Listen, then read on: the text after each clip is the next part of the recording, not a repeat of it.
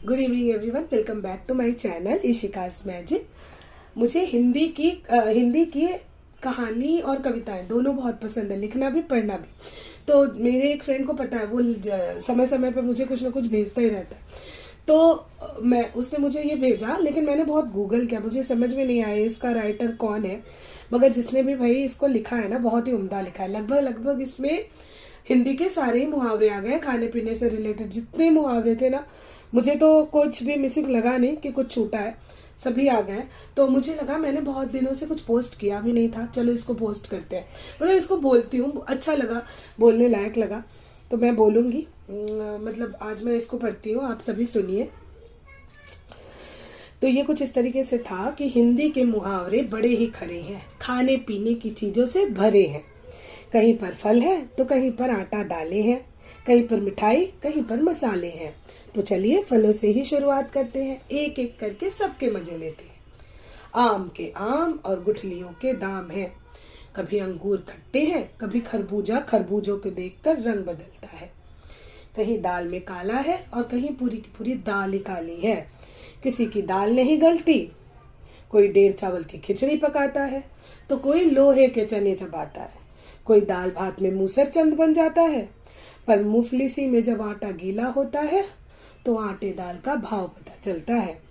सफलता के लिए कई पापड़ बेलने पड़ते हैं। आटे में नमक तो चल जाता है, पर गेहूं के साथ घुन भी पिस जाता है। अपना हाल तो बेहाल है, ये मूंग और मसूर की दाल है। गुड़ खाते हैं और गुलगुले से परहेज करते हैं, और कभी गुड़ का गोबर ही कर बैठते हैं। कहीं तिल का ताड़ है, कहीं राई का पहाड़ है, कभी ऊँट के मुंह में जीरा है, कभी कोई जले पर नमक छिड़कता है। किसी के दांत दूध के हैं और कोई दूध के कुल्ले करता है। कोई जामुन के रंग सी चमड़ी पाकर रोई है, तो किसी की चमड़ी भाई साहब मैदे की लोई है।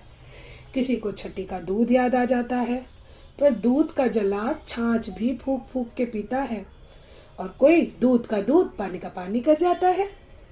शादी बूरे का लड्डू है, जो खाए पछताए, जो ना खाए वो भी पछताए। पर शादी की बात सुनकर सभी के मन में लड्डू फूटते हैं। कोई जलेबी की तरह सीधा है तो कोई टेढ़ी खीर है। किसी के मुंह में घी शक्कर है, भाई सबकी अपनी अपनी तकदीर है।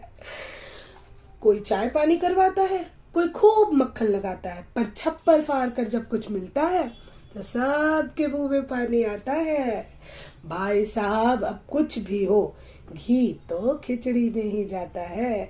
जितने मुंह है उतनी बातें हैं, पर नक्कर खाने में तूती की आवाज कौन सुनता है। सभी बहरे हैं, बावरे हैं, ये सब हिंदी के मुहावरे हैं, ये सब हिंदी के मुहावरे हैं।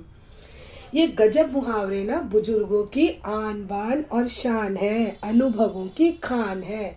इसीलिए हिंदी ही भारत की शान है, इसीलिए हिंदी ही भारत की शान है। तो कुछ इस तरीके से था। सबसे पहले तो बहुत बहुत धन्यवाद। आप सबको अच्छा लगे तो प्लीज लाइक शेयर और कमेंट कीजिएगा।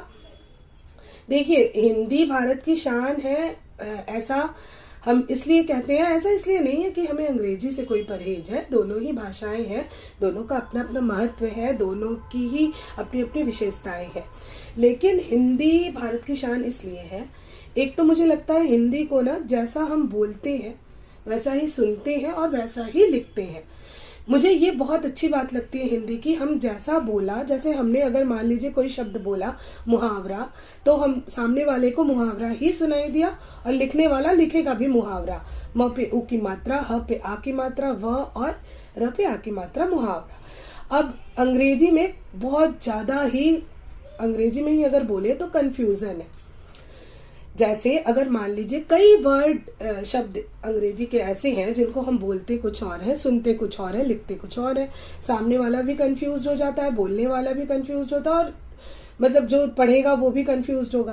तो अब ऐसा होता है ना अंग्रेजी में ज्यादातर, जैसे नॉलेज एक ऐसा वर्ड है जिसको हमने बोला नॉलेज, न से हमने प्रोनाउंस किया, सामने वाले को नॉलेज सुनाई दिया। अब वो लिखेगा क्या, KNOWLEDGE, ये नॉलेज की स्पेलिंग है। लेकिन हमने बोला क्या, और कई तो सुनने में भी अलग होता है, बोलने में भी अलग होता है, लिखने में अलग होता है। खैर ये बहुत लंबी बात है, इस पे भी एक वीडियो बनाई जाए, अच्छा है टॉपिक। तो ये है, बाकी परहेज कुछ नहीं है।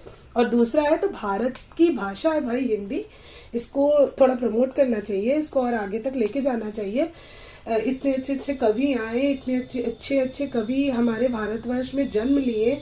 उत्तर प्रदेश में ज़्यादातर कवियों ने, अच्छे कवियों ने जन्म लिया। तो मैं भी उत्तर प्रदेश से हूँ, उत्तर प्रदेश की बेटी हूँ, तो एक मेरे लिए तो बहुत गर्व की बात है हिंदी। तो यही है, तो मुझे अच्छा लगा इसलिए मैंने पोस्ट किया। बाकी आप सभी को कैसा लगा आप सब बताइएगा। बहुत बहुत धन्यवाद।